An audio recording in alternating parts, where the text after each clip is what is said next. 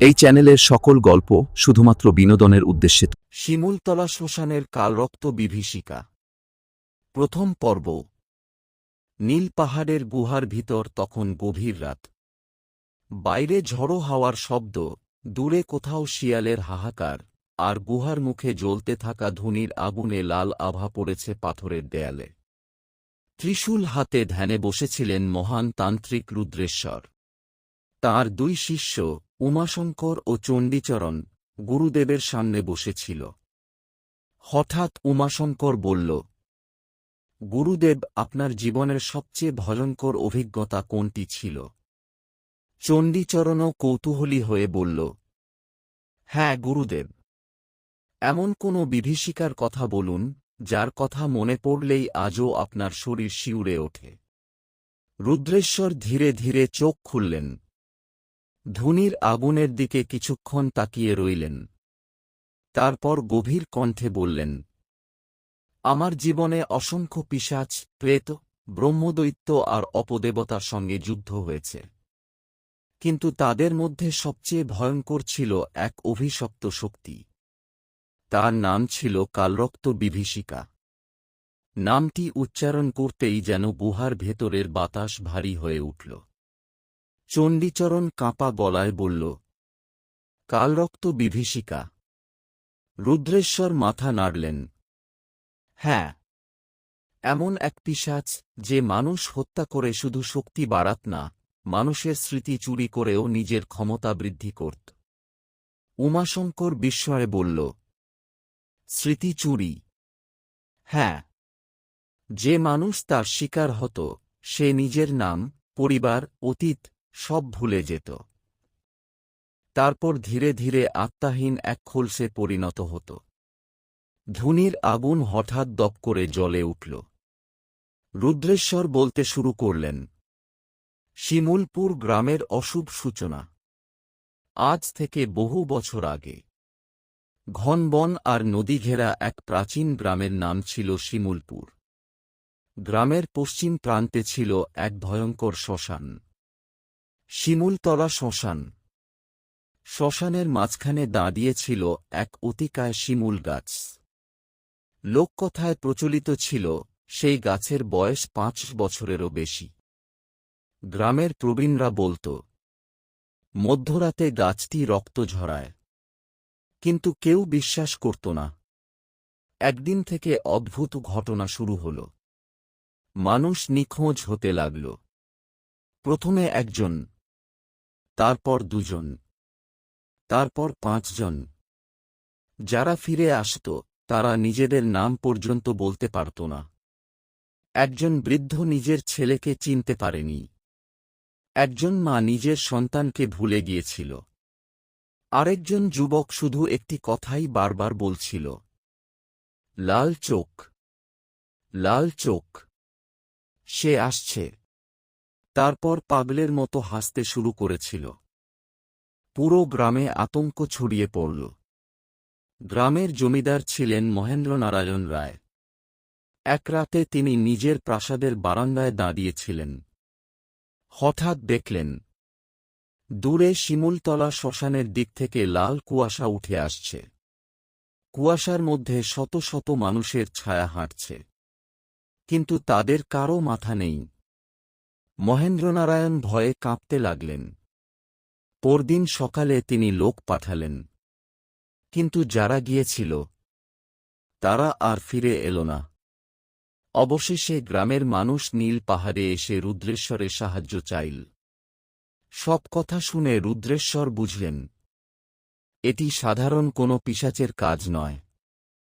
তিনি ত্রিশূল, রুদ্রাক্ষ মালা এবং তন্ত্রগ্রন্থ নিয়ে রওনা হলেন। শিমুলপুর পৌঁছানোর পরই তিনি অস্বাভাবিক কিছু অনুভব করলেন।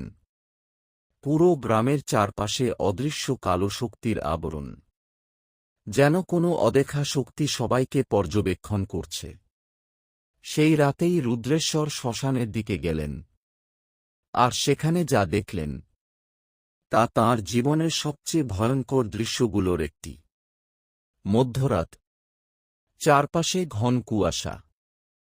হঠাৎ মাটির নিচ থেকে শত শত হাত বেরিয়ে এলো। তারপর ধীরে ধীরে উঠে দাঁড়াল অর্ধপোচা মৃতদেহ। তাদের চোখে আগুন, হাতে মরিচা ধরা অস্ত্র। তারা ছিল পিশাচ সৈনিক। কিন্তু সবচেয়ে ভয়ঙ্কর ব্যাপার ছিল, তাদের মুখগুলো শিমুলপুরের নিখোঁজ মানুষদের। রুদ্রেশ্বর বুঝলেন, তাদের আত্মা বন্দী করা হয়েছে। হঠাৎ আকাশ কাঁপিয়ে এক অট্টহাসি শোনা গেল। হা হা হা। লাল কুয়াশার ভেতর থেকে আবির্ভূত হল এক বিশালাকার ছায়া। 10 ফুট লম্বা, জ্বলন্ত রক্তলাল চোখ, শরীর কালো ধোঁয়ায় আবৃত, বুক থেকে রক্তের মতো তরল ঝরছে। সে বলল, রুদ্রেশ্বর, অনেকদিন পর একজন যোগ্য প্রতিপক্ষ পেলাম। তুমি কে? আমি কালরক্ত বিভীষিকা। কালরক্ত বিভীষিকা সরাসরি আক্রমণ করল না। সে তার আসল শক্তি ব্যবহার করল। ছলনা, ভ্রম। হঠাৎ রুদ্রেশ্বর দেখলেন, নিজের সামনে দাঁড়িয়ে আছেন তাঁর মৃত মা। তিনি বলছেন, বাবা, আমাকে বাঁচাও। মুহূর্তের জন্য রুদ্রেশ্বরের মন দুর্বল হয়ে পড়ল। এরপর তিনি দেখলেন, গুরুদেব বামাচরণ তান্ত্রিক রক্তাক্ত অবস্থায় পড়ে আছেন। রুদ্রেশ্বর ছুটে গেলেন। আর ঠিক তখনই ভ্রম ভেঙে গেল। এক বিশাল নখর তাঁর বুকে আঘাত করল। তিনি ছিটকে পড়লেন। শ্মশানের চারপাশ থেকে বেরিয়ে এলো অদ্ভুত জীব। অর্ধেক নেকড়ে, অর্ধেক মানুষ। তাদের মুখ থেকে বিষাক্ত ধোঁয়া বেরোচ্ছে। আরেক দল প্রাণী ছিল, যাদের শরীর ঘোড়ার মতো কিন্তু মাথা শকুনের। তাদের চোখে আগুন। তারা মৃতদেহ খাচ্ছিল।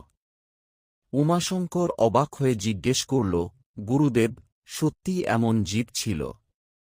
রুদ্রেশ্বর গম্ভীরভাবে বললেন, তারা বাস্তব ছিল না, কিন্তু কালরক্তের ভ্রম এত শক্তিশালী ছিল যে বাস্তবের মতো ক্ষতি করতে পারত।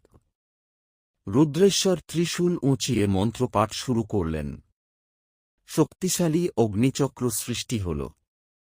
শত শত পিশাচ সৈনিক ছাই হয়ে গেল।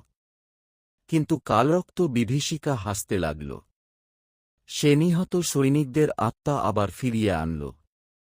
রুদ্রেশ্বর তখন বুঝলেন, এই পিশাচের শক্তির উৎস হল বন্দী আত্মারা। যত আত্মা তার কাছে থাকবে, তত শক্তিশালী হবে সে। ঘণ্টার পর ঘণ্টা যুদ্ধ চলল। শেষে কালরক্ত এক ভয়ঙ্কর ভ্রম সৃষ্টি করল। রুদ্রেশ্বর নিজেকেই শত শত রূপে দেখতে লাগলেন। কোনটা সত্যি আর কোনটা মিথ্যা বোঝা অসম্ভব হয়ে গেল। সেই সুযোগে কালরক্ত তাঁকে আঘাত করল। রুদ্রেশ্বর গুরুতর আহত হলেন। কিন্তু আশ্চর্যভাবে কালরক্ত তাঁকে হত্যা করতে পারল না। মা তারার কৃপায় তাঁর চারপাশে অদৃশ্য রক্ষাকবচ ছিল। তবুও তিনি প্রথম যুদ্ধে পরাজিত হলেন। রুদ্রেশ্বর শিমুলপুর ছেড়ে যাননি, বরং তদন্ত শুরু করলেন।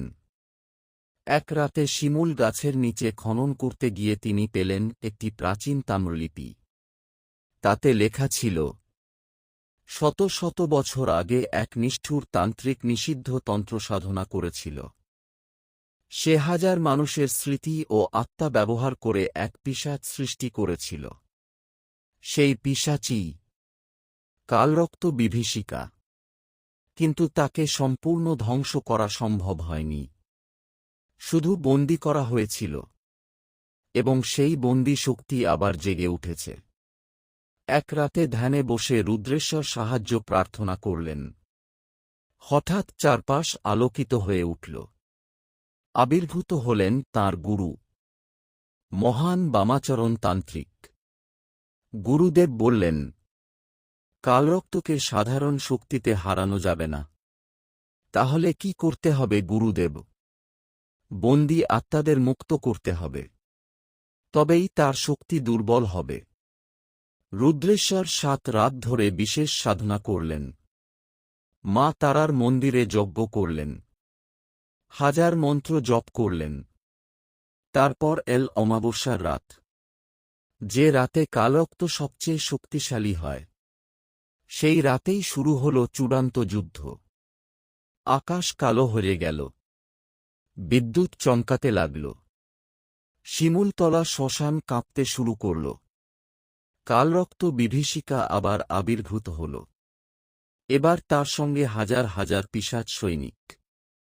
রুদ্রেশ্বর ত্রিশূল উঁচিয়ে বললেন, আজ তোমার সন্ত্রাসের শেষ। কালরক্ত হাসল, তুমি আগেও হেরেছ। আজ আমি একা নই। হঠাৎ আকাশে জ্বলজ্বল করে উঠল মা তারার আশীর্বাদের আলো।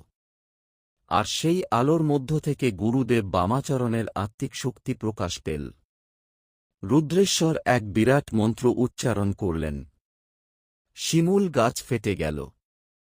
তার ভিতর থেকে লক্ষ লক্ষ বন্দী আত্মা বেরিয়ে এল। তারা মুক্ত হয়ে আকাশে মিলিয়ে যেতে লাগল। কালরক্ত বিভীষিকা আর্তনাদ করে উঠল। তার শক্তি কমতে শুরু করল। পিশাচ সৈনিকরা ভেঙে পড়তে লাগল। রুদ্রেশ্বর ত্রিশূলে মা তারা শক্তি আহ্বান করলেন। এক বিশাল নীল অগ্নিশিখা সৃষ্টি হল। সেটি সরাসরি কালরক্ত বিভীষিকার বুকে আঘাত করল। আকাশ বাতাস কেঁপে উঠল। পিশাচটি চিৎকার করতে লাগল। তার শরীর ভেঙে যেতে লাগল। কিন্তু ঠিক শেষ মুহূর্তে সে অট্টহাসি হেসে বলল, রুদ্রেশ্বর, তুমি আমাকে পরাস্ত করেছ, কিন্তু বিনাশ করতে পারোনি। যতদিন মানুষের লোভ, ভয় আর বিস্মৃত স্মৃতি থাকবে, আমি ফিরে আসব প্রতিশোধ নিতে, আরও ভয়ঙ্কর রূপে। তারপর সে অন্ধকারের মধ্যে মিলিয়ে গেল।